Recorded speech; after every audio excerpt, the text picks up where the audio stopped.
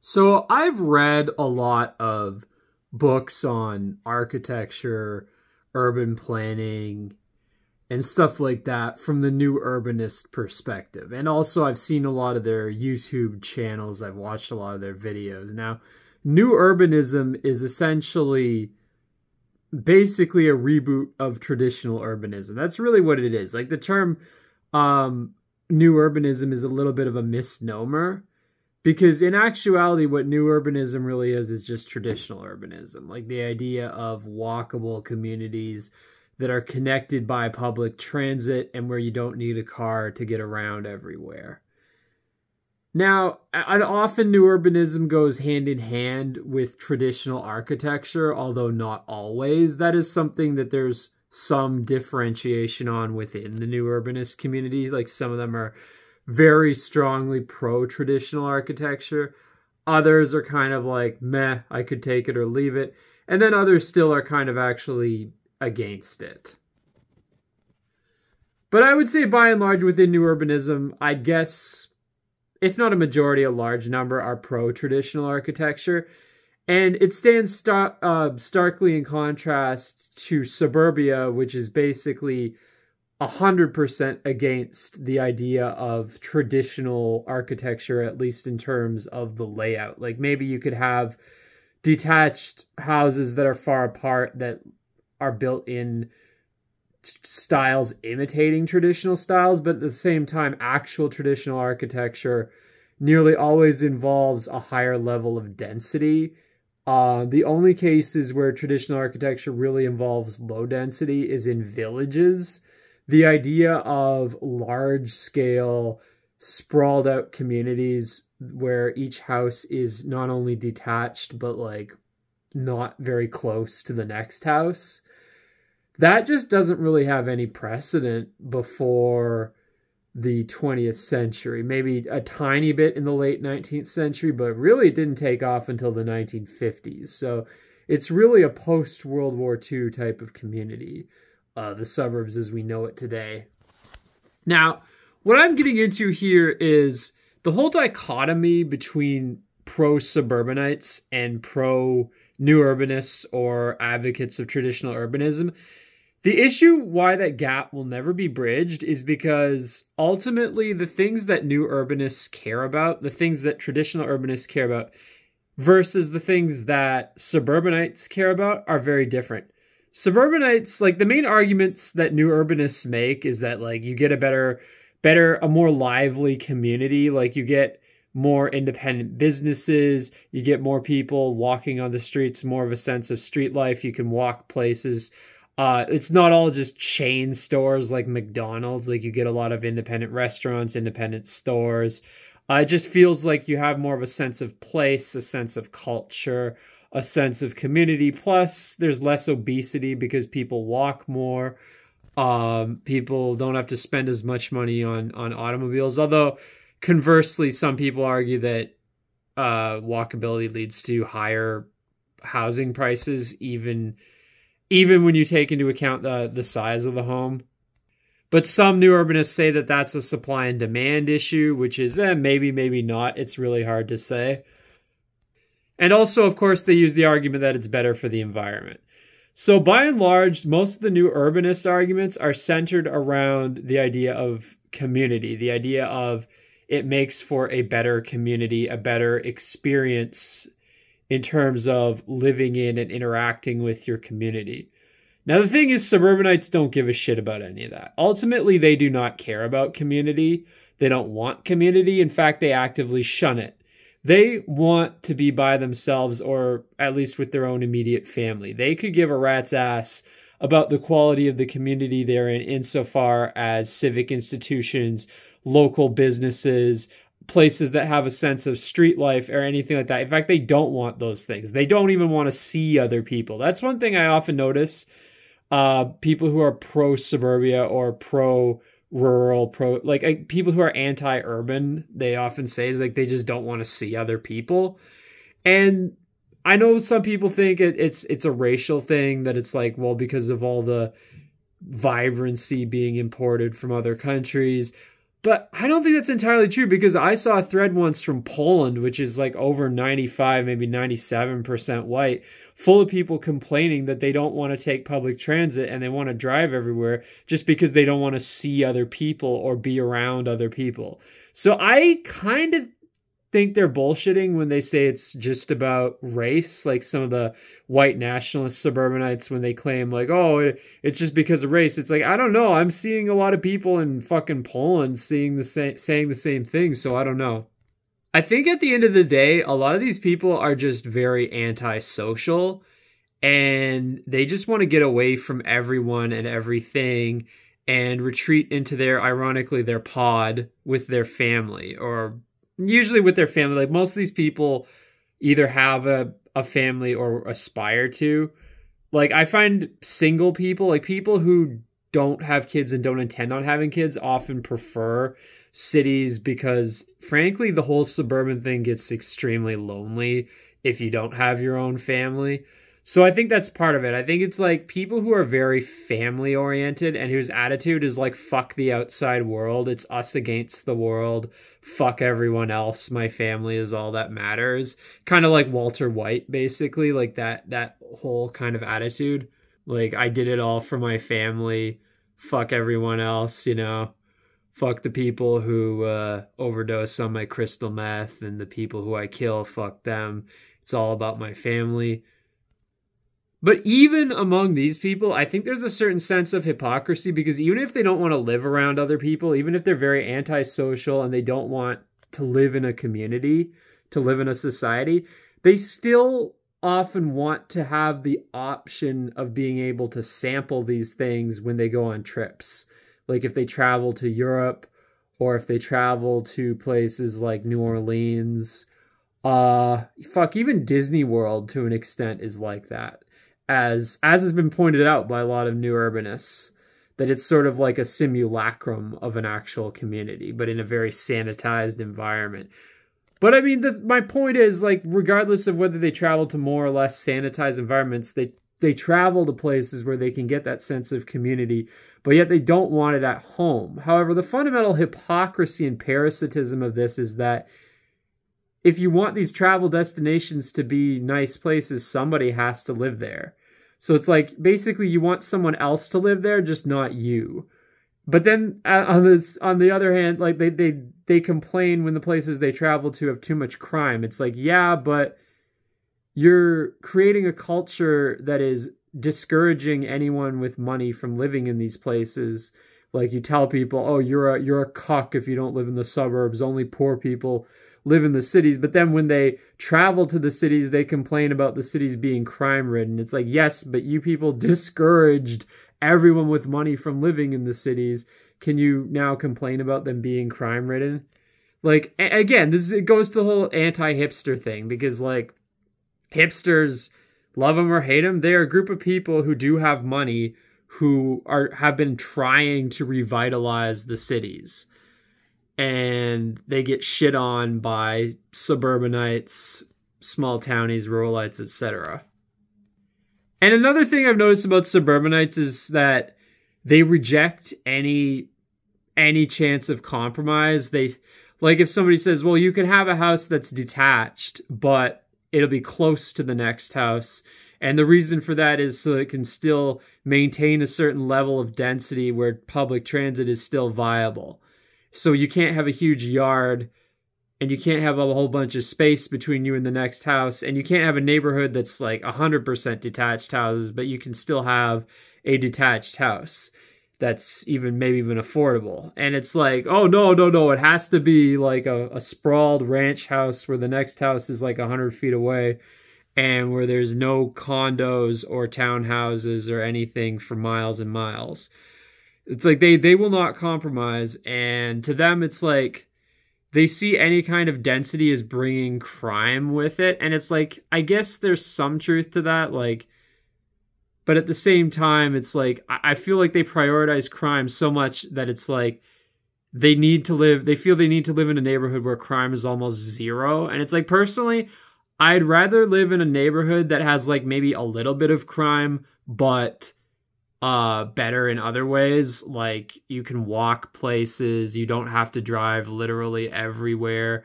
There's lower obesity rates. There's just more of a sense of community versus a neighborhood that has like virtually zero crime, but like you have to drive everywhere, everybody's fat, and there's no sense of community at all. Like, I'm not saying that I want to live in like Baltimore or somewhere like that. Like, I know some American cities have so much crime that it's like unlivable, and I don't deny that, but I'm saying I do think that some of these people, they're so obsessed with crime to the extent they're not willing to make any trade-off at all. Like the most extreme examples of this are some of the really wealthy suburbs where there's not even sidewalks on the streets and there aren't even public parks. And the idea is, well, sidewalks and public parks might encourage people from other neighborhoods to come here to go for a walk, and we can't have that. We don't want people from other neighborhoods here at all. So it's like they are willing to sabotage the quality of life in their own neighborhood and make it just to make it so unfriendly to outsiders that no one would possibly want to come there. It's like, yeah, but now you don't have public parks. Now you don't have sidewalks. Now it's dangerous to walk around in your neighborhood because anywhere you can walk, you could get hit by a car. And you better believe those cars are driving fast in those kinds of neighborhoods. So, yeah, I mean, I don't know. And again, that's another thing. It's like, they look in danger in terms of crime, but they don't look at all at the danger of getting in a car crash. I mean, statistically, a lot more people die from car accidents than getting murdered. I think that's true in every Western country. The only places where the murder rate might be higher or on par with the car accident rate, I think some Latin American countries and some African countries. But even there, the car accident rates are often pretty high, so I'm not sure. But yeah, what I'm trying to say is like this idea of reaching out to these people, I don't think it's possible to reach out to these people because I think they just want something that's fundamentally different. They don't fundamentally care about the architecture or the local businesses or the sense of community. In fact, they don't want these things. They actively shun and disdain them. All they want is a place essentially where they can create their house can be their island for them and their family, where everybody leaves them alone, where it's quiet, where there's no crime. And they cope that they're not going to get obese, but they do. This kind of lifestyle, it always leads to obesity, especially when you're working long hours and you don't have a lot of time for recreation. That's the thing. Like, living in a walkable community forces you to get recreation, whether you want to or not, whether you have time for it or not. Whereas living in sprawl, it's very easy to get fat because there's no actual need to walk anywhere. And if you don't have time, if you can't make time for exercise, you're not going to get exercise. But yeah, like when I see what do suburbanites fundamentally want, they want a place that's quiet, where it's private, where there's not much crime, low housing costs on a square footage basis, and they want a lot of space. So all these things, like most of these things fundamentally are about their own house, their own property. They don't really care about the community. They don't really care about institutions or businesses or the charm of the community itself. They really only care about what is theirs. It's like me, my property. So like fundamentally, like, you can't really make much outreach to these people by talking about the quality of the community because they just don't care. That's ultimately not what they want. Like, they don't want to live in a living, breathing community. They want to live in a dead ass community. And even if you make arguments about like how expensive car ownership is, ultimately these people are always willing to pay it because they just really, really hate being around other people. And it's like, they're willing to pay more to not have to be around other people. So I think ultimately there's when I see the things these people are saying, there's no bridging the gap. It's the same as with like the whole left-right culture war, how there's no bridging the gap. And it's like, ultimately, I just don't know what to do. Like, I mean, I think the only way is it's like, okay, if you want to live this kind of suburban lifestyle, you can live it, but you're going to be taxed like crazy to reflect the actual environmental and societal costs when considering the costs of the infrastructure. Like Strong Towns really lays this out quite well, how like suburbia is very costly in terms of the infrastructure because of how spread out it is, and they don't actually pay for it as much as they should in taxes, because essentially what they want is like a borderline rural level density, but with all the utilities of living in an urban area. And it's very expensive.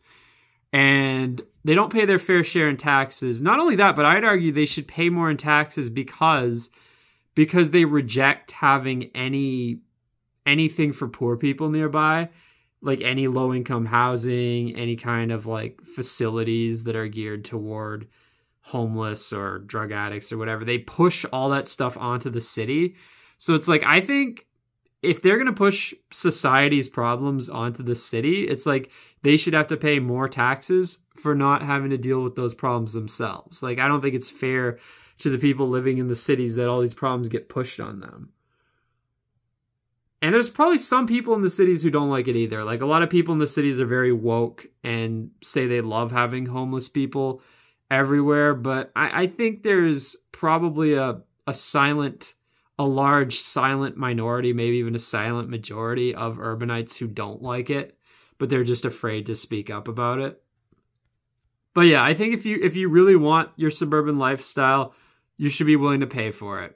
And you should have to pay through the fucking nose. That's kind of how I feel.